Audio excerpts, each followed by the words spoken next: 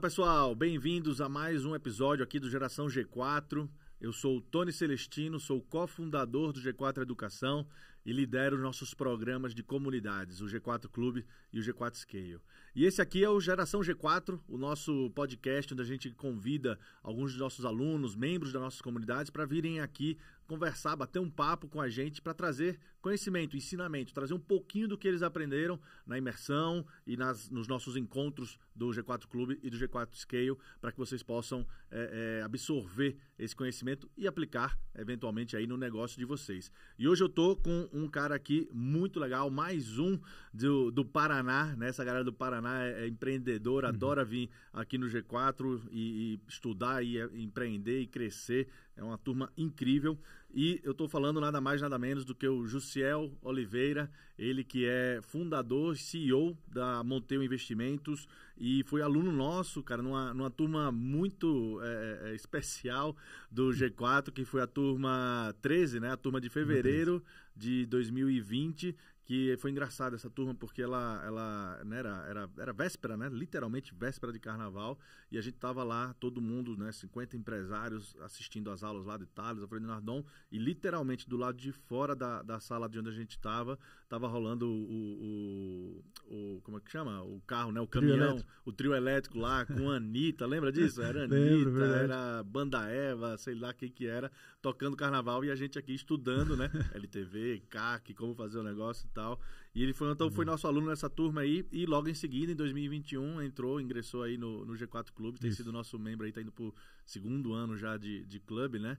Cara, Jussiel, obrigado aí por aceitar nosso convite aqui, de vir bater esse papo. É um cara que estuda muito, né? Tem tido aí uma carreira bem legal. Vamos bater um papo aqui, conversar, entender como que foi um pouquinho dessa carreira. E para começar, se apresenta aí para os nossos ouvintes, quem que é o Jussiel, de onde veio, né? E como que surgiu a Monteio. Boa, legal. Primeiro, obrigado pelo convite. Já era, né? O mundo dá muita volta. Fiz um Easter agora há pouco chegando aqui, falando que em 2020, né, tava eu aqui buscando informação, skills de gestor, porque até então era o vendedor, jogava um jogo, eu falei, poxa, agora eu tô num jogo diferente, né, as habilidades que me trouxe até aqui não vai me levar pro próximo nível, agora eu preciso aprender sobre liderança, gestão, porque até então eu era vendedor, eu era o meu negócio, agora eu falei, agora eu preciso criar um negócio, só que exigem habilidades diferentes. Então, 2020, comecei essa caminhada com o G4 e estamos aí 3 anos depois. Olha eu aqui também, ajudando outras pessoas, compartilhando conhecimento, tudo aquilo que a gente aprendeu, que eu coloquei em prática e que fez a gente chegar onde a gente chegou hoje. Então, honrado pelo convite, sei que muita gente grande passou por aqui, então a responsabilidade é muito grande. Agradeço demais o G4, então só para o pessoal conhecer um pouquinho sobre o Jussiel. Então, meu nome é Jussiel Oliveira, sou fundador e CEO da Monteio Investimentos. Tá? Lá na Monteio hoje a gente trabalha estratégia através de carta de crédito em consórcio imobiliário. Então, a gente focou aí no público investidor, que busca uma diversificação de carteira. Legal. E fomos fiel aí a esse nicho. Estamos aí no mercado desde 2011, mas decidimos escalar o nosso negócio a partir de 2018. E 5 anos depois, realmente a gente chegou a lugares que eu jamais imaginei que a gente chegaria. Mas isso tudo eu atrelo a muitas coisas, né? Mas principalmente estar no ecossistema certo, com as pessoas certas, com a informação certa. Aí você sofre metanoia e mágica acontece na sua vida. Legal, que bacana, cara. Me diz uma coisa, então. A sua jornada, então, começou em 2011. 2011. Né? Mas só em 2018 que você percebeu que tinha um potencial. Como você falou aí na sua apresentação, né? Você era vendedor, você se considerava vendedor, né? Não que não considere ainda hoje, né? Tenho certeza que ainda, né? Somos todos, né? Aquela história, né? Somos todos vendedores. Mas você percebeu, então, lá para 5 anos depois, 6 anos depois, mais ou menos, você percebeu que, cara, tem mais do que isso, né? Dá para agregar aqui algumas outras habilidades, alguns outros conhecimentos e tornar isso um negócio muito maior do que o que ele estava sendo na época. Exato. Qual foi essa virada de chave? O que foi esse entendimento de que tinha algo a mais? Legal. Então, 2018, eu já era bem sucedido no que eu estava fazendo, mas eu era um autônomo, né? Era eu e a minha esposa, eu era um corretor, né? E ela trabalhava junto comigo. E aí foram 2 sentimentos, 2 viradas de chave. A primeira foi justamente entender que eu não tinha um negócio, que eu era o meu negócio. Desculpa, isso aí já era em Maringá. Maringá. Tá. Sempre Maringá. Então eu trabalhei 2011 até 2018 como vendedor de consórcio mesmo, né? Mas Autônomo. como representante. Eu trabalhei primeiro CLT 2 anos, de 2009 a 2011. Decidi abrir a minha representação, que é uma corretora. Isso. E até então eu e minha esposa seguiu nesse modelo até 2018, só eu e ela. Tá. E aí a primeira grande virada de chave foi, eu entendi que, eu falei, caramba, por mais que eu sou bem sucedido, eu não tenho um negócio, eu sou o meu negócio. Entendi. E aí veio a segunda... Era aquela coisa, né? Você tinha aqui um faturamento e aí você, putz, que legal, né? Tô com uma graninha aqui bacana, pô, vou fazer uma viagem aqui, passar uns 20 dias viajando, o faturamento ia pro água abaixo, Exato. Não tem certo, não tem errado, mas justamente foi essa dor que eu comecei a perceber, né? Então, quando eu não estou, meu negócio não funciona porque eu não tenho um negócio, eu sou o meu negócio. E aí, esse foi o primeiro ponto. O segundo ponto foi, bom, eu construí em 7 anos uma vida assim que eu falo, hoje todos os meus sonhos que eu coloquei no papel, lá atrás, que eu tinha colocado em 2011, em 2018 eu tinha alcançado quase todos os meus sonhos, de verdade, assim, sonhos materiais. E aí eu falei assim, caramba, agora eu quero algo a mais. E aí eu percebi que eu falei, se eu fazer disso um negócio de verdade, será que eu não consigo ajudar outras pessoas a fazer exatamente aquilo que eu faço? Porque onde eu errei, eles não vão errar, porque eu já sei o caminho. Então, se eu der um caminho, der uma direção, quantas pessoas eu não posso também abençoar a viver a vida que eu vivo e ser recompensado por isso, né? Então, o propósito sempre foi ligado a ajudar os outros, de fato, a ir para um próximo nível, a ter conforto, a realizar seus sonhos, realizar seus objetivos e, consequentemente, claro, você como dono de negócio, você acaba também sendo recompensado. Então foram essas duas chaves assim que aí eu falei, poxa, como que eu torno isso agora um negócio? E é aí que o negócio começou a ficar louco, né? Porque, cara, vamos lá, você é vendedor, eu falo, tô como CEO, continuo vendedor, sou vendedor. Mudou um pouquinho, né? Porque antes eu vendia um produto específico, era remunerado. Hoje eu vendo o quê? Um sonho, né? Vendo a empresa. Mas vamos lá, José, em 2018, você já tinha alguma experiência de gestão, de negócio, de empresário? Você tinha... Cara, pelo contrário, não, era uma bagunça, não tinha inteligência financeira. Nessa época, deixa eu ver se eu já sabia que era marketing. Eu não sabia nem o que era marketing, não tinha a menor ideia. Aí você vai ver onde o G4 entrou nessa história toda, que foi em 2020. Eu não tinha nem noção, eu não ouvia podcast, eu não lia livro. E aí depois eu fui entender que eu era um burro motivado, né? Ou seja, eu era muito resiliente, com muita vontade, só que eu não tinha conhecimento. Só que eu não sabia que para realizar os meus sonhos, vamos colocar assim, né? Eu até coloco dessa forma, o dinheiro está nos livros, o dinheiro está no conhecimento. Eu queria dinheiro para quê? Para proporcionar conforto para minha família e realizar meus sonhos. Só que eu não entendi essa lógica. Caramba, eu falei assim, você gosta de ler livro? Não, não gosto, mas... Se você ler livro, vai te aproximar mais rápido do seu resultado. Se eu tivesse alguém que tivesse falado isso pra mim lá em 2011, cara, eu teria voado, de verdade. Então, eu falo pra muita gente porque eu já falei isso em outros podcasts e o pessoal falou, cara, foi uma virada de chave isso que você disse. Então, assim, você não gosta de ler? Cara, mas você gosta do quê? Do resultado final do teu sonho. Então, leia se isso vai te levar próximo ao seu objetivo. E vai, tanto um livro, um podcast, se desenvolver. Então, em 2018, eu não tinha o menor conhecimento sobre gestão, liderança, finanças, cara, nada, era um desastre. Eu só realmente fazia isso. Trabalhava. Era bom muito, nas vendas. Só era bom nas vendas, exato. Tá. E aí, o que te fez despertar para isso em 2018? Foi alguém? Foi algum acontecimento? Foi algum erro que você cometeu e aí voltou atrás? Como que foi? Cara, na verdade eu acho que era tá cansado mesmo de 100% do meu resultado depender de mim. Eu acho que chegou um ponto que eu falei, cara, eu preciso criar um negócio, né, que vai ter os seus desafios, mas por outro lado também vai me dar um pouco mais de liberdade. E eu vi que nessa caminhada, se desse muito certo, além de realizar o meu objetivo, que era justamente esse, eu também ajudaria outras pessoas. Então, eu achei muito bonito combinar as duas coisas. Aquilo que eu queria com aquilo que eu poderia fazer pelas outras pessoas. Então, acho que foi essas duas grandes motivações. Mas foi isso que te despertou a começar a ler?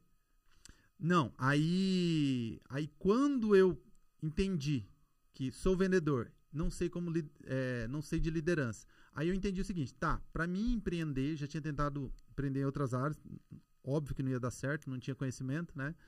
E aí eu peguei e falei assim, vamos lá, agora se eu vou montar um negócio, eu vou ter que recrutar e selecionar pessoas. Poxa, eu preciso ler sobre recrutamento e seleção. Entendi. Pô, agora eu vou precisar liderar pessoas. Preciso aprender sobre liderança. Aí eu vou precisar fazer gestão. Você foi aprendendo conforme as coisas foram acontecendo. Isso. Foi, né, e a sua forma de aprender era através da leitura. Da leitura. Aí eu comecei primeiro com os livros e depois com os cursos. Aí eu comecei a participar dos cursos. Entendi. Foi aí que te despertou a atenção para o G4. Aí que me despertou a atenção para o G4, tinha ouvido falar através de uma pessoa que passou pela empresa, né, que na época era um vendedor nosso. E ele falou do gestão e eu falei, poxa, eu preciso disso, um curso de gestão. Né? Foi justamente isso. Aí foi quando eu veio pro Gestão 4.0, na época era Gestão 4.0, né? Exato. E aí, cara, assim, foi um divisor de águas, porque abriu muito a minha mentalidade e eu nunca deixei de estar próximo do G4, né? Desde... Pô, aí tive o privilégio de alguns mentores se tornar clientes nossos, e a gente acabou desenvolvendo uma relação de amizade, aí comecei a seguir, e isso foi desbravando novos caminhos aí. Poxa, e tem uma contribuição direta do G4 assim, nos nossos resultados, e não é porque estou aqui na sua frente, mas de verdade assim, foi o primeiro curso que eu fiz sobre gestão e que foi o divisor de água para eu desenvolver todas as outras habilidades que eu precisava. Que legal. E o que é que foi mais marcante, assim, depois que você voltou da imersão? Você já tinha um time, né, nessa época formado, né? Tinha. Você lembra mais ou menos quantas pessoas eram? Devia ter umas 4 pessoas no time. Tá. Umas 4 pessoas. E aí você voltou e começou a desenvolver, a implementar algumas das coisas que você aprendeu. Isso. E começou a dar algum resultado. Conta mais ou menos aí como que foi a volta, né, digamos assim. Então, você veio aqui para São Paulo, passou pela imersão, você voltou para lá, para Maringá. Todo mundo devia estar te achando um doido, né? É verdade, você volta acelerado, né? Você já é acelerado, imagina demais. Como você tava. Meu Deus do céu, toda vez que eu volto numa imersão, eu volto louco. Mas e aí? Cara, então, assim, eu voltei e vi, né? Claro que daí você aponta vários gaps, muita informação. Você fala, cara, eu tenho que escolher algumas coisas ali pra me focar. Essa dica é muito boa, porque muita gente tem essa ansiedade, talvez, né? De, vou implementar isso aqui. Aprendeu 20, 30 coisas novas, né? Quer implementar as 20, 30, acaba quebrando a cara porque não consegue implementar direito, não consegue implementar nenhuma. É verdade. Né? Você teve essa consciência, eu falei assim, bom, deixa eu focar em 3 coisas que vai mexer ponteiro dentro do meu negócio. E por onde eu comecei? Por onde eu deixava mais dinheiro na mesa. Tá. Então eu falei, vamos começar por onde tem mais dinheiro na mesa e coisas que, literalmente, se eu implementar, vai mexer ponteiro. Certo. E aí eu foquei nisso, foi nisso que eu foquei. Você lembra o que era? Cara, uma delas era justamente essa parte de investir mais tempo no recrutamento e seleção. Legal.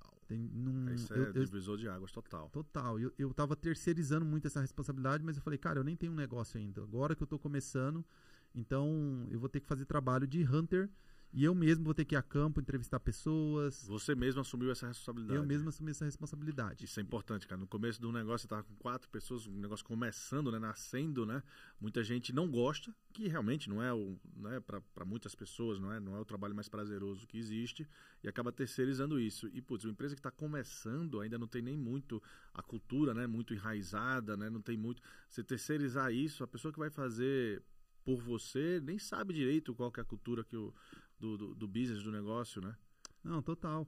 Isso fez diferença. Muita diferença. Acho que o segundo ponto foi, cara, assim, ter mais clareza nos clientes que a gente queria atender. Então, desde definir persona, ICP, e definir os posicionamento. Legal. E os principais canais ou o principal canal, no caso, a gente decidiu por um único canal que ia trazer justamente um canal de geração de demanda. Entendi. Então isso trouxe clareza para mim. Eu falei, então beleza, esses são os canais que eu quero, esse é nosso posicionamento, esse é nosso público-alvo. E aí vem uma outra questão, onde estão essas pessoas? Entender qual ecossistema nossos clientes estão. Então assim, foram coisas simples, mas muito assertivas. E o terceiro ponto foi, como que eu escalo esse negócio? Legal. Cara, até hoje o pessoal assim pergunta o nosso modelo de negócio. A gente até hoje eu não conheço, tá? Nenhuma corretora de investimento em consórcio imobiliário que franqueou o modelo de negócio. Por que eu fui?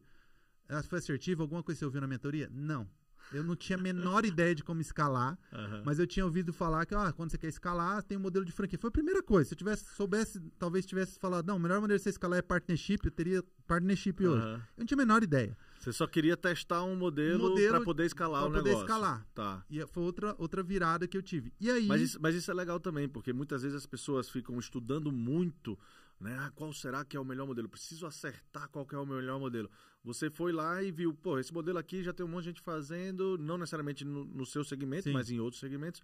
Funciona, já está testado, comprovado, já tem várias literatura e locais onde você pode aprender sobre esse modelo. Você foi lá e falou, beleza, vou fazer esse. Foi lá e fez. Boa. Né? É aquela história do feito melhor que perfeito, né? Isso. E aí você foi e deu certo, então, esse modelo para escalar. Deu muito certo, assim, eu não sabia exatamente o que eu queria, mas eu sabia que eu não queria. Eu não queria uma relação de negócio onde eu fosse o chefe e tivesse CLT. Tá. Por quê? Porque eu sempre acreditei justamente assim, no empreendedorismo e eu falei, eu quero ter parceiro de negócio. Eu quero que a outra pessoa que trabalha comigo saiba o seguinte, né? Que no caso é meu franqueado. Isso. Você é CEO do teu CNPJ, eu sou CEO do meu CNPJ. Você não é nem um pouco meu funcionário, nós somos parceiros de negócio. Perfeito. E então eu sabia que eu queria esse modelo. Qual o melhor modelo? Não tinha clareza. E aí foi quando eu ouvi falar em algum momento do modelo de franquia. E aí eu abri uma consultoria no Sebrae Tech. Que também eu não me lembro quem me falou. Sabia que você pode abrir uma consultoria no Sebrae. Tem um programa chamado Sebrae Tech que eles entram com 70% ali para te ajudar. Eu falei, vou fazer isso daí. Então, é bem interessante o Sebrae Bem Tech. Interessante. Tanto que assim, teve 5 reuniões. Cada reunião eu paguei R$50, porque você paga primeiro o estudo de viabilidade para ver se o negócio é viável para uma franquia. Então eu investi muito pouco para validar.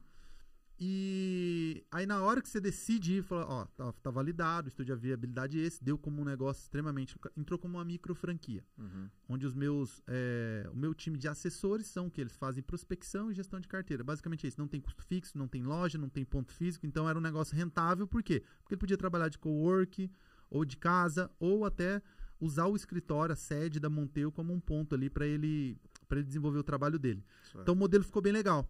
E aí a gente formatou isso, e aí na hora que eu fui pro modelo de franquia, aí teve cara, na época uns R$8 mil, você entendeu? Não ficou nada caro. E aí o que eu achei legal? Porque ele falou assim, agora que a gente vai montar um modelo de franquia, você precisa colocar todo o seu conhecimento no papel. Cara, aquilo foi muito importante.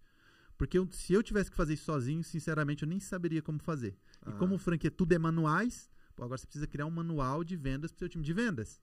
Beleza.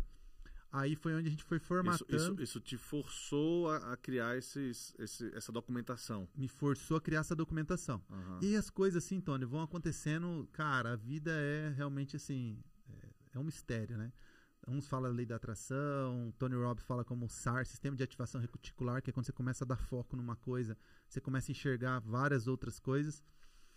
E qual que era o meu problema nessa época? Geração de demanda. Como que eu gero demanda? Porque eu, como vendedor de consórcio, como que eu vendia? Eu fui ensinado da seguinte forma, e até hoje é assim, tá? Você recebe um treinamento sobre produto, eles te dão uma pasta com várias tabelinhas de consórcio e fala, vai como? Porta a porta.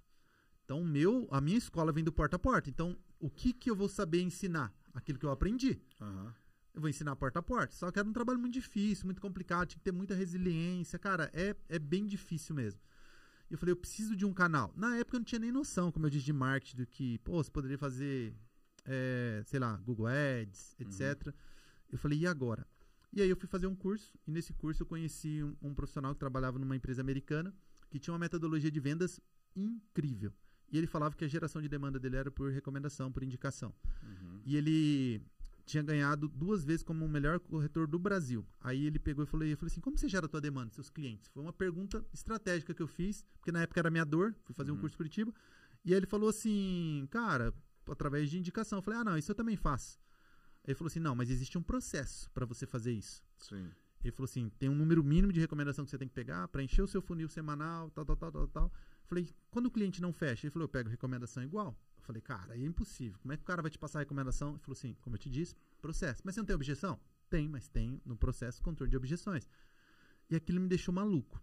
E aí eu tava descobrindo que isso tem uma palavra que chama benchmark. É o que eu tava fazendo, né? Buscando referência sem saber. Sim. E aí eu colei nele. Nos próximos 2, 3 meses sempre ligava para ele. Fui montando meu manualzinho ali só pela mentoria que ele me dava por telefone. Aí depois eu contratei de fato uma mentoria dele, trouxe ele para perto. E aí eu consegui formatar o meu playbook através de algo que já funcionava há mais de 150 anos, de uma empresa líder de mercado. Claro que a gente ajustou de acordo com o nosso modelo de negócio. E aí, Tony, aí o negócio começou a acontecer. Ficou lindo, por quê? Eu trouxe uma pessoa, a primeira pessoa, e falei, vou validar. Cara, no primeiro mês, assim, ela já teve um resultado muito parecido com o meu. Um vendedor. Um vendedor. Um vendedor. Isso para sua própria operação, não para a minha operação própria das franquias. Exato. Qual que foi o primeiro pensamento que eu tive? Falei, bom, não tinha noção muito de modelo de negócio. Falei, mas vamos lá. Se eu tenho 2 pessoas e eu divido 50% da minha comissão, 2 pessoas entregando cada um 50%, tem um Jussiel. Pronto, então em tese eu já tenho uma operação que não depende 100% de mim. Então se eu não trabalhar aquele mês, eu tenho 100% de mim. Essa foi a primeira ideia assim na minha cabeça, coisa de maluco, né? Aí falei, vai assim. E deu muito certo. E essa pessoa ganhou, poxa, logo no primeiro mês ali, teve um resultado muito próximo do meu. Vi que eu consegui modelar mesmo. Ela conseguiu se replicar, né? Consegui me replicar. E aí eu falei assim, aí contratei uma pessoa, 2 pessoas. Nessa época eu estava num cowork, pegou um cowork bonito, bem legal. E aí os clientes que chegavam lá não sabiam se era um cowork, se era o meu escritório. Então acabou sendo bom. E eu falei assim, cara, e é engraçado, né? Que o pessoal que tá no meu time, tem pessoas que estão comigo há 4, 5 anos, fala assim, isso é engraçado. Porque quando eu fui fazer entrevista com você, é impressionante como você sempre vendeu a empresa como se ela fosse uma empresa muito grande. Teu brilho no olho, a forma que você vendia. Ela falou assim, você lembra que na entrevista você falou assim pra mim? Quanto você quer ganhar por mês? Eu quero ganhar 10 mil, mas eu sei que agora eu tô morando numa outra cidade, vai ser mais difícil. E aí, sabe, você lembra que você me falou? Falei, não, me lembra. Ela falou assim, que se fosse pra ganhar 10 mil, eu nem ficaria no seu time. Porque pra ganhar 10 mil, eu nem ficaria no seu time. 10 mil é o mínimo que o vendedor de alta performance tem que ganhar. Só que eu falei que não tinha ninguém no time ainda. Ela foi uma das primeiras, você nem fica no meu time. Que time? Era eu. Você nem sabia direito se ia dar certo ou não, mas já tinha isso em mente. Mas a crença, justamente de acreditar no negócio, acreditar que ia dar certo, saber onde você quer chegar. Então, eu consegui transmitir isso, né? Parei de vender o produto, comecei a vender muito mais o negócio. Né? Claro que eu tive que continuar como vendedor, mas eu comecei a vender outra coisa também, que não só um produto para o meu cliente, e sim uma visão de futuro para aquelas pessoas comprar a jornada junto comigo. E nesse... Então, entendi. Então, aí você encontrou esse canal, né?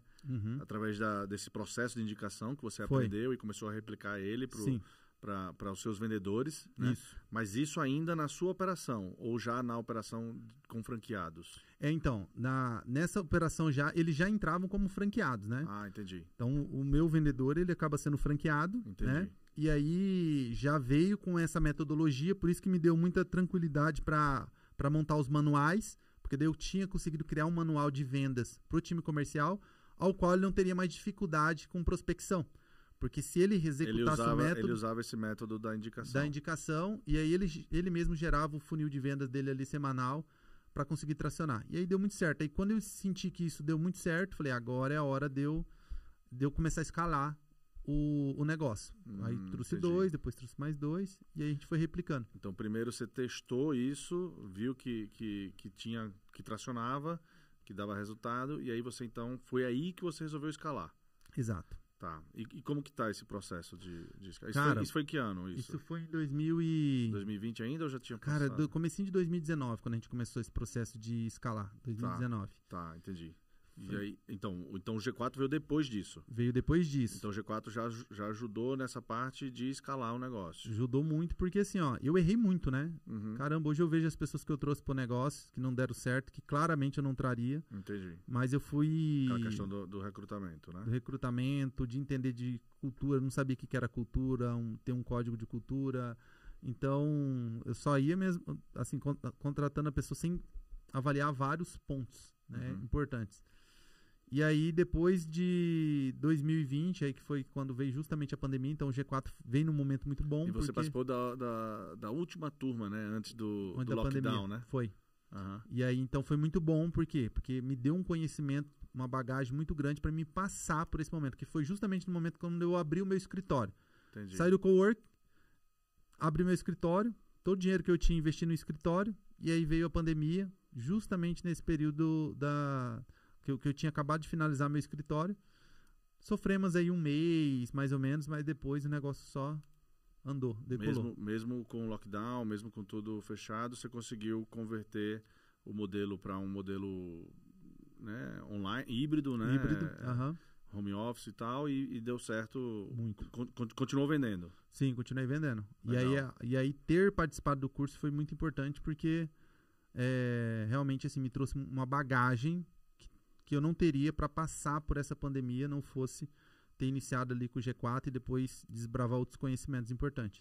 Então vamos lá, 2020, agora nós estamos em 2023, de lá para cá, o que aconteceu? Cara, o que aconteceu?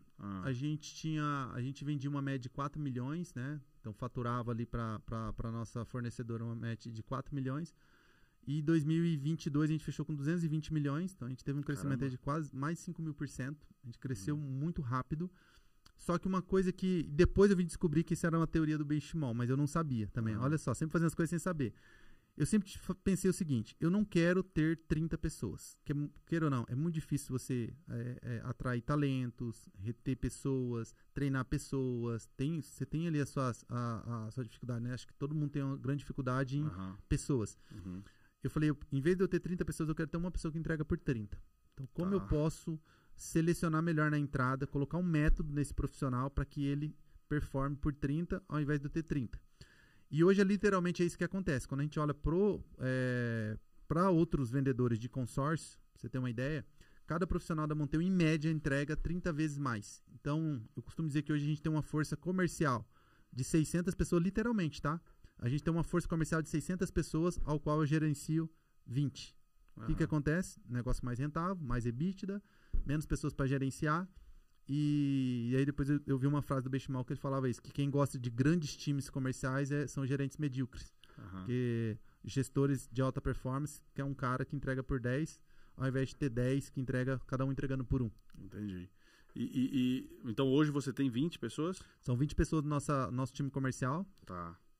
Mas são esses que são os franqueados? São esses que são os franqueados. Legal. E esse modelo, ele te fez também expandir regionalmente ou isso é concentrado lá em Maringá? Cara, essa foi uma das partes boas, né? Acho que se tem alguma parte boa, né, que se pode dizer assim, da pandemia, né? Que é claro que sim, a gente pode tirar proveito de alguma negócio, coisa, né? do ponto de vista de negócio, foi que justamente a nossa operação ela é em Maringá, mas 80% dos nossos clientes, nem falo que é do Brasil todo, falo que é do mundo todo. A gente tem cliente também no exterior, brasileiro no exterior, mas 80% dos nossos clientes não são de Maringá. Entendi. Só que eu consigo ter a minha operação em Maringá, eu não preciso expandir, tá? Então, por exemplo, já pensei várias vezes, poxa, preciso estar em São Paulo, mas eu não preciso ter uma estrutura física em São Paulo, porque a maior parte dos nossos clientes que são de São Paulo é tudo atendimento online. Entendi. E aí a pandemia trouxe isso, essa questão do atendimento. Essa agilidade, né? Muito. Então, assim, eu posso construir toda a minha operação, continuar crescendo, estando em Maringá. Isso é importante, porque daí eu consigo ter as pessoas mais próximas da minha cultura, da minha gestão. Só que em vez de ter 100 pessoas espalhadas pelo Brasil, eu consigo ter 100 pessoas dentro de Maringá e mesmo assim tendo a minha operação a nível nacional. Entendi. Então, por isso que a gente está só em Maringá. E como que você faz você falou, né, sobre a persona, sobre o ICP e o canal, né? Eu entendi que boa parte, pelo que eu entendi, boa parte da maneira como você preenche o seu funil é através da indicação. Mas você, obviamente, também deve fazer algum tipo de aquisição ativa, né? Você trabalha isso, marketing digital, você tem o podcast lá que você apresenta, eu imagino que seja uma estratégia também, né, no mínimo de brand, né, de marca. Fala um pouquinho mais sobre isso. Na verdade, assim, esses 220 milhões em vendas que a gente faz, esse ano a gente vai fazer 360 milhões, legal, sem considerar R$1 em tráfego pago ou outro canal, é 100% com indicação. Que loucura. 100% com indicação, é insano. Não, aí eu comecei recentemente, porque eu sempre tive a versão de outros canais, falei, por que eu vou colocar custo na minha venda se eu tenho um custo baixíssimo? Pro meu vendedor eu falo que é CAC 0. Até brinquei com o Nardão, não existe CAC 0. Falei, não, para mim não, que eu tenho o custo do meu vendedor, mas pro meu vendedor, que é PJ também, e ele só trabalha com a venda direta, para ele é CAC 0, porque ele vai ter ele mesmo prospecta o cliente, vende pro cliente, pega a recomendação, vende de novo. Então acaba sendo bom para todo mundo. Só que eu entendi assim, bom, se o meu LTV sobre CAC é muito maior, por que não ter outros canais? É isso aí. Aí é que eu comecei a ter essa visão, mas faz assim, coisa de 6 meses. Mas isso é algo importante, cara, e é bom o pessoal entender. primeiro, né, resumidamente, né, LTV sobre CAC nada mais é do LTV é o valor, né, durante a vida do cliente que ele traz para o negócio, né? E o CAC é o custo de aquisição daquele cliente. Muita gente tem essa visão de que quanto maior a minha proporção, né, de LTV sobre CAC, melhor. Uhum. A princípio é uma verdade, porém, quando esse número é muito alto, é exatamente o que você está falando. Provavelmente você tem alguma oportunidade que você está perdendo de gerar mais negócio. Você vai diminuir a sua relação do LTV sobre CAC, mas ainda assim vai deixar ela saudável, né? E você vai conseguir ampliar, provavelmente bastante, né, a sua geração de novos negócios. Foi isso então que você percebeu? Foi isso que eu percebi. E eu percebi isso porque eu tinha um amigo que já mexia com marketing digital, inclusive era da V4. Uhum. E aí ele falou assim, cara, vamos experimentar fazer? Porque eu contratei ele para fazer um outro trabalho que não tinha nada a ver com prospecção de clientes. Ele falou, vamos experimentar? Porque você já está me pagando aqui um FII mensal e tal. Vamos experimentar colocar? Eu falei, então tá bom. Ele falou, vamos colocar pouquinho e tal. E aí começou. Marketing digital. A gente levou uns Você 3 lembra que ano era isso? Cara, faz mais de um ano já, Tony. Tá, mas já era mais ou menos 2022 já. 2022. A gente começou a validar, errou, acertou. E foi um trabalho que deu muito certo. Tem muita gente que eu sei que fala, poxa, não deu certo quando eu contratei uma empresa aqui. Mas ali. Mas é normal, porque tem que ter um período, né, de rampagem. Tem que ter um período de rampagem. E outra coisa importante, né? E que eu sempre falei, cara, não ache que você vai contratar uma empresa terceira, terceirizar, e você não vai participar ativamente junto. É uma coisa que tem que ser duas mãos, porque ninguém conhece o teu negócio como você. Óbvio. Esquece. Então você precisa construir isso junto com o time de marketing quando você está terceirizando isso. Sim. E eu fiz isso, né? Então ele trazia ali copy. Eu não sabia como montar uma copy, mas quando eu olhava eu falava, cara, não é isso. Eu falava assim, o meu negócio, o cliente, a dor dele é essa e o desejo dele é esse. Aí ele montava, opa, agora deu certo. Acertou. Mas ele não sabia quais eram exatamente as dores do meu cliente, mas eu tinha essa clareza. Entendi. E aí a gente fez um trabalho duas mãos. Levou uns 6 meses ali pra gente testando e tal, e aí o negócio começou a acontecer. E outra coisa, eu tive justamente essa percepção de esperar. Ele falou, cara, geralmente os clientes deu 3, 4 meses não tem resultado, eles já caem fora. E eu não, como era um teste, não estava investindo muito, eu já estava pagando, já era um custo fixo que eu tinha, levou 6 meses. E aí o negócio começou a acontecer. E aí, cara, assim, só pra você ter uma ideia, nos 3 primeiros meses, meu ROAS era mais de 20. Então, para cada real gasto, voltava 20 vezes mais. E aí eu falei, opa, tem oportunidade aqui. Aí foi quando eu comecei a direcionar essas vendas para o meu time outbound, meu time externo. Foi um erro gigantesco. Por quê? Porque eles tinham desenvolvido uma musculatura para pedir recomendação. O que aconteceu depois que comecei a mandar lead? Eles começaram a reduzir o número de recomendação porque era mais gostoso atender lead. Que já vinha pronto. E queira ou não, já vem aquecido, né? Já vem aquecido, você não tem, queira ou não, o processo de pedir recomendação. A solicitação para pedir uma indicação requer um contato, né? Então tem que dar um trabalhinho maior, né? Você passa pelo desconforto da rejeição, porque você vai pedir, por exemplo, os contatos, o cliente vai te rejeitar, você vai contornar a objeção, ele vai te rejeitar, e você vai contornar de novo. A gente tem todo um processo. Entendi. Só que é muito melhor não ter que ficar lidando com rejeição. Exato. E aí eles começaram a perder essa musculatura, daí que essa era uma das minhas maiores preocupações quando acionasse o marketing digital. Eu falei, cara, sabe o que vai acontecer? Vou começar a colocar custo na minha venda onde eu não tinha. E pior do que isso, né? Você vai começar você vai perder o esforço do cara que fazia por aquele canal, que é um canal, né, barato, e ele vai começar a focar, né, a dar mais atenção naquele canal que não é barato, é um canal caro. Exato. Ou pelo menos mais caro, né? Exato. E aí eu falei, eu errei assim mais ou menos, só que assim, errei rápido, né? Isso é importante. E aí, claro, nós já estamos falando dos dias atuais, então hoje, com o conhecimento que eu tenho, é muito mais fácil eu conseguir corrigir algo muito rápido. E aí eu percebi do erro que eu tinha cometido e eu falei, cara, eu preciso separar os canais. Então, que aí é um inside sales. Daí eu trouxe o primeiro inside, olha, você só vai atender lead. Entendi. Time externo agora não atende mais lead. Claro, tem um comissionamento menor, eles têm um esforço maior, então tem um comissionamento muito maior. E aí hoje a gente já está com 4 pessoas no time de inside sales. E é um canal assim, super rentável pra gente. E a ideia agora é escalar cada vez mais o time de inside. É um processo até muito mais fácil de você controlar, gerenciar. Daí eu estruturei um departamento de marketing. Então hoje tem um CMO. Porque esse inside, então, ele já é um colaborador interno seu, não é um... Tá, entendi. Não é que nem o seu franqueado, não. Isso. Na verdade, assim, ó, eles atuam, como, eu falo assim, inside, mas eles podem atender de qualquer local. Entendi. Tá? Então eles têm o mesmo contrato, a mesma relação. A diferença que muda é o canal. É o canal, exato. Perfeito. Mas é a mesma coisa, não tem horário para chegar, horário para sair, não Perfeito. Né? Eles atuam. É que eu chamei de inside porque eles atendem os leads, né? Um balde. Então, assim, agora a gente está justamente nessa parte de escalar essa operação, né, do marketing digital. E, paralelo, a gente está escalando o segundo canal, que é o time externo, que também representa hoje mais 95% ainda do faturamento da receita. Mas você acha que esse crescimento que você falou aí de 220 para 360, né, nas vendas, isso aí é valor dos contratos, né? Valor Isso, valor de venda dos contratos. De venda dos consórcios, né? Isso.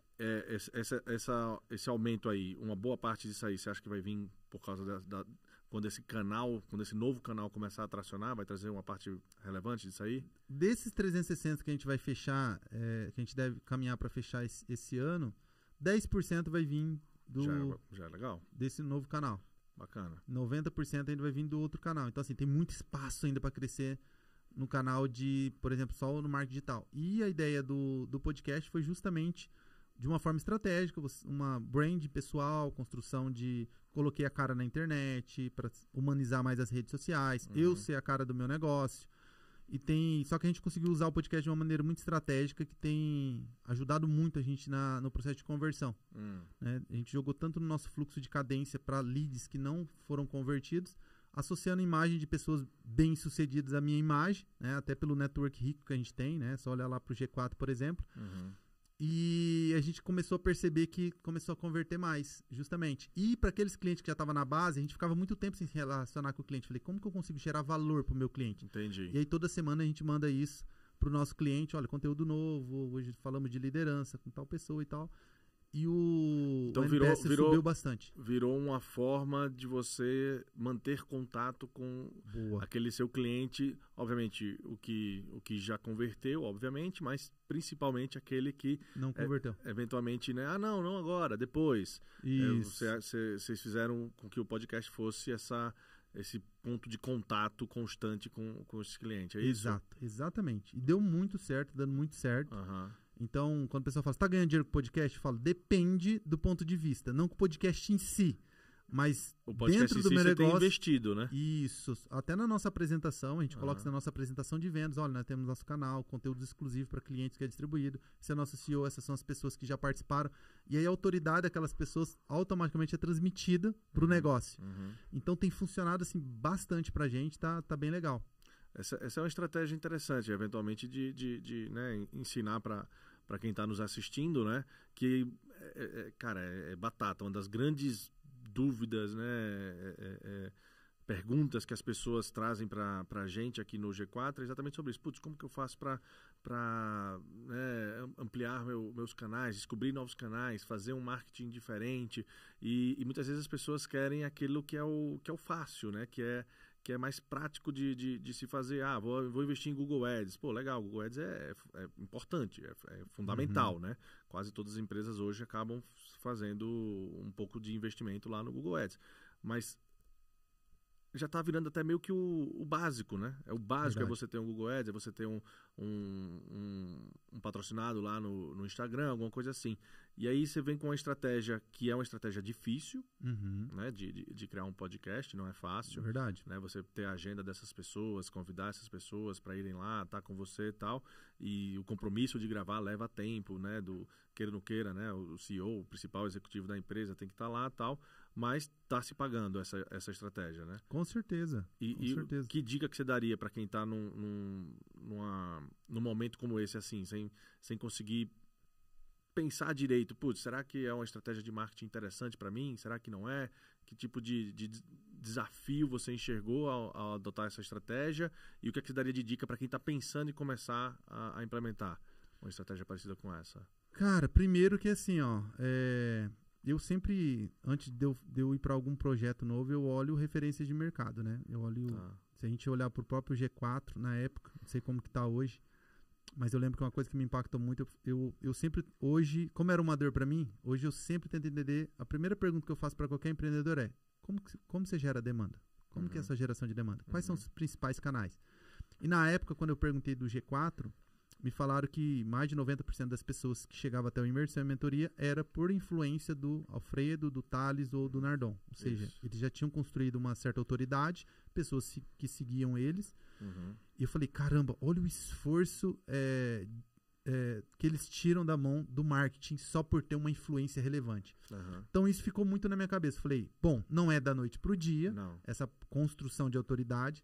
É uma estratégia de longo prazo, só que é uma estratégia que é um diferencial competitivo, cara, que eu falo que é igual cultura. Dificilmente seu concorrente consegue copiar. Sim. O que o seu concorrente não consegue copiar de você? A sua cultura. O que o seu concorrente não consegue copiar de você? Poxa, a sua influência. Sim. E eu lembro que e isso foi reforçado. Eu recebi a visita, estava querendo fazer um curso de inglês, e eu recebi a visita de 2 vendedoras. Uma era da Wiser, porque o Flávio Augusto é um cara que eu sigo desde muito tempo, adoro ele, de uma outra empresa. E aí, dessa outra empresa era mais barato, metade do preço. E eu falei para ela assim, olha, eu vou fechar recebi 2 visitas, agradeço, mas eu vou fechar com a Wiser. Daí ela pegou e falou assim, por quê? Aí eu falei assim, não, porque, poxa, queira ou não, é a reciprocidade. Pô, já conheço o Flávio Augusto, sei que a Wiser é dele. Então, automaticamente, a transferência dele, aquilo que ele havia gerado para mim... A credibilidade. A credibilidade fez com que eu pagasse mais, vai vendo. E aí ela deu risada e falou assim, sabe por que eu tô dando risada? Porque de a cada 20 vendas que eu fecho 19 fecha na Wiser. Ela falou. E ela falou assim, e toda vez que eu pergunto, a resposta é a mesma. Por causa do Flávio Augusto. E aí eu entendi que a figura do Flávio Augusto talvez fosse maior do que a própria WhatsApp. O que foi isso? Uma construção de autoridade que ele fez no decorrer do tempo. Então, quando eu olhei para isso, falei, eu preciso criar um posicionamento, porque eu sei que não vai me resolver de curto prazo. Está tudo certo, de curto prazo eu já tenho uma estratégia que funciona muito bem. Mas isso daqui 5, 10 anos é um diferencial competitivo, Tony, absurdo. Porque quando o seu concorrente pensar que, poxa, é isso que ele está fazendo, que ele está 10 anos atrás. Entendeu? Entendi. Então foi uma estratégia que eu fiz investindo no longo prazo. Entendi. Sem esperar nenhum tipo de retorno no curto prazo. Então, para quem está querendo diversificar canais, aumentar faturamento, entender que existe sim estratégias, canais de curto prazo, né, que é aquilo que ele faz que já funciona, mas crie também estratégias de longo prazo, porque isso vai te trazer consistência e vai diferenciar você do mercado dos seus concorrentes. Que vai poder ser um diferencial, né? E é o que você falou, é um diferencial que o seu concorrente, né, provavelmente não vai conseguir replicar da noite para o dia. Exato. Né? Fantástico. Ô, Jussiel, e me conta um pouco mais. Hoje, então, você está com nessa, vamos dizer assim, nesse momento, né, de acelerar esse crescimento aí, vai ter um crescimento bem relevante esse ano. Qual que você considera hoje que é o principal pilar, digamos assim, para que você consiga ter esse crescimento, né, trazendo resultado e conseguir ter essa perspectiva para os próximos anos, né? Você começou lá com 4 pessoas, né? Em 2020 você estava com 4 pessoas, agora você está com mais de 20 pessoas, né, no time. O que é que tem feito com que esse seu trabalho aí consiga ser consistente e está melhorando a cada vez mais? Tem alguma coisa específica, alguma característica sua, algo que o time acabou trazendo? Cara, assim, o que eu tenho feito? Eu falo que 2022 foi um ano para a gente reestruturar todo o nosso processo, nosso modelo de negócio. Legal. Antes de eu querer escalar vendas. Mesmo assim, a gente cresceu. Né? A gente ficou entre as 5 maiores empresas do Brasil no segmento que a gente atua, mas a gente deu um passo para trás, porque eu percebi que eu tinha que dar um passo para trás se eu quisesse dar 2 passos para frente. E, cara, eu vi que são assim, na verdade, um pilar, para mim, ficou muito claro que são 4 pilares, né? Primeiro, você ter um produto, de fato, que resolva a dor do seu cliente. Entender qual a real dor do seu cliente. Ele compra por obter um benefício ou para evitar um sofrimento? Beleza, vamos combinar essas 2 coisas. Então, ter um produto muito bom. Segundo pilar, processos. E quando eu falo processo, por exemplo, eu não tinha sequer um CRM. A gente chegou a 220 milhões em vendas sem nenhum CRM. Que nada. Loucura. E, poxa, como que seus consultores, os vendedores controlavam? E eles mesmos tinham a planilha deles. Pra você ter uma ideia, olha até onde a gente chegou e não tinha sequer um CRM. Eu falei, opa, peraí, que agora a gente precisa ter um CRM. Hoje a gente tem um CRM, a gente tem um BI. eu não sabia nem o que era Sales Ops, né? Que é a pessoa ali que cuida dos dados. Hoje a gente tem uma menina do Ops, Tamires, adoro ela, maravilhosa. Aí eu não tinha um departamento de marketing, hoje a gente tem um departamento de marketing. Ou seja, eu fui estruturando o processo, né? Processo, colocando tecnologia em várias coisas, né? De automação. E eu falei, pronto, estruturei. Então, o segundo pilar é você ter processo. Por quê? Para conseguir comportar o crescimento. Terceiro pilar, cara, pessoa certa no lugar certo. Pessoa certa no lugar certo. Então, desde recrutar da forma correta, a pessoa correta, que esteja... ter um bom processo de onboard, a gente investiu muito nisso, a gente montou uma universidade corporativa para fazer todo o processo de rampagem desse colaborador. Quando ele sai do onboard, agora a gente trouxe um Sales Enable, que era algo que eu queria validar, que é uma pessoa que cuida realmente. Hoje ela cuida tanto da parte de onboard como de ongoing. Ou seja, esse cara entrou, ou essa mulher entrou, e ela também vai cuidar para fazer o trabalho de campo, para ver se o processo de vendas, que o nosso negócio é muito vendas. Quando, parece até que o meu negócio a gente fala, a gente não é empresa de vendas. É uma empresa de vendas. Eu falo, a gente não é empresa de investimento, a gente é uma empresa de vendas que vende investimentos. Exato. E aí, trouxemos um profissional, então a gente está investindo muito em, que é o terceiro pilar, pessoa, trazer a pessoa certa, e a pessoa certa é aquele que vai entregar por 30 não que vai entregar por 1. E aí entra o quarto pilar, que para mim é treinamento constante. Né? E aí eu faço uma analogia aqui. Se eu perguntar pro pessoal, o Cristiano Ronaldo, ele passa mais tempo treinando ou mais tempo jogando futebol? Exato. O Michael Phelps, ele passa mais tempo treinando, nadando, ou ele passa mais tempo treinando? Ele passa mais tempo lá competindo ou mais tempo treinando na piscina? Treinando. E se eu fizer uma pergunta, o seu time comercial, ele passa mais tempo treinando ou ele passa mais tempo vendendo? Eu vou falar, vendendo. Claro que aqui não é analogia que ele tem que treinar mais do que vender. Claro. Mas quanto de treinamento será que seu departamento comercial está tendo comparado, né? Quanto será que está faltando, né? Quanto será que está faltando? Então a gente entrou muito com acompanhamento. E aí, Tony, assim, a gente levava em média 1 ano para rampar um profissional. Olha que loucura. Muito dinheiro ficava na mesa. E hoje, em uma média de 2 a 3 meses, esse profissional tá. Olha o quanto a gente reduziu. De 1 ano para 3 meses, tem um cara ali quase que sênior já. Por quê? Treinamento constante. Então, seriam esses 4 pilares: produto, processo, pessoas. Antes ele passava tipo 12 meses para você considerar ele rampado. Por quê? Porque ele passava, eu imagino, né? Ele deveria ter um onboarding lá relativamente simples e logo depois de onboarding, beleza, tá aqui, vai vender. Exato. Né? E aí hoje você considera que ele está rampado, digamos, 4 meses, né? Porque provavelmente já tem um onboarding mais cuidadoso, um pouquinho mais de tempo, né? E bastante, né, treinamento e desenvolvimento nesse começo.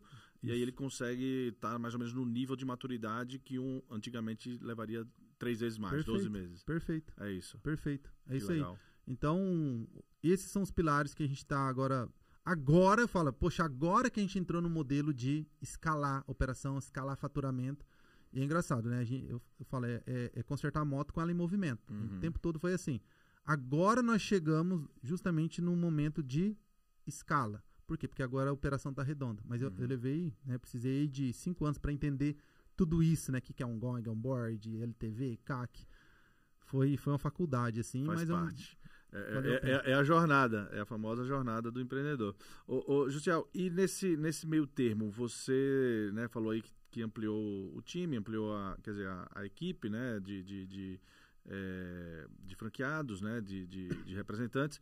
Nesse meio termo, você também montou uma linha, digamos assim, lá na Monteu de liderança, ou ainda está tudo muito concentrado em você? Como que funciona? Legal. Então, a gente está formando essa liderança. Hoje a gente tem um líder, tá? Que é o primeiro líder que eu formei.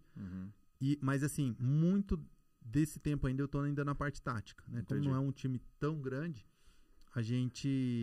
eu ainda consigo dar esse acompanhamento junto com essa liderança, mas o próximo nível agora é justamente ir desenvolvendo novas lideranças para que a gente consiga crescer mais o nosso time comercial. Entendi. Ter essa segunda linha, né, para que eles mesmo também comecem a montar os seus próprios times. É mais ou menos isso? Exatamente. E aí trazer ainda mais escala. Exato. Legal.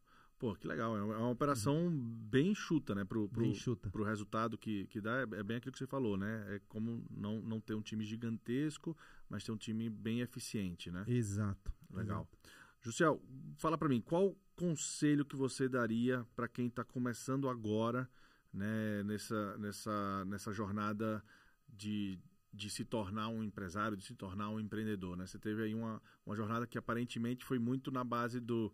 Você começou fazendo, né? Começou vendendo, que é uma grande dificuldade que algumas pessoas têm, mas logo em seguida você percebeu que isso não era só o suficiente, você foi então se tornar um empresário, né? Uhum. Que dica você daria para quem está você daria para quem está nesse começo? Cara, assim, ó, eu vou dar a mesma dica que eu daria para mim lá em 2018, quando eu comecei. Primeiro, entender o seguinte: se você, não sei qual que é o negócio que você tá, se você é funcionário público, se você é vendedor, entender que as habilidades que te levaram até onde você tá não vão te levar para o próximo nível. Então, se você quer ser empresário, quais são as skills que você precisa desenvolver para ser um bom empreendedor? Legal. Se você quer mais clientes, você vai ter que aprender sobre marketing. Se você quer recrutar bons profissionais, você vai ter que entender sobre recrutamento e seleção. Se você quer que o seu time venda mais, você vai precisar também aprender sobre vendas. Se você vai liderar essas pessoas, aprenda sobre liderança. Então, se desenvolva em áreas que vão exigir que você tenha conhecimento para que você consiga avançar para um próximo nível. Então, para mim, a palavra-chave é buscar conhecimento, ponto número 1, e 2, buscar mentores. O que é mentores? Legal. Pessoas que passaram por onde você passou, para que você não erre onde elas erraram. Tem uma frase que eu gosto muito que diz o seguinte: aprender com os próprios erros é muito importante, mas aprender com os erros dos outros é muito melhor. Então, onde os outros errou, você não precisa errar. E você só vai conseguir isso quando você tiver mentores.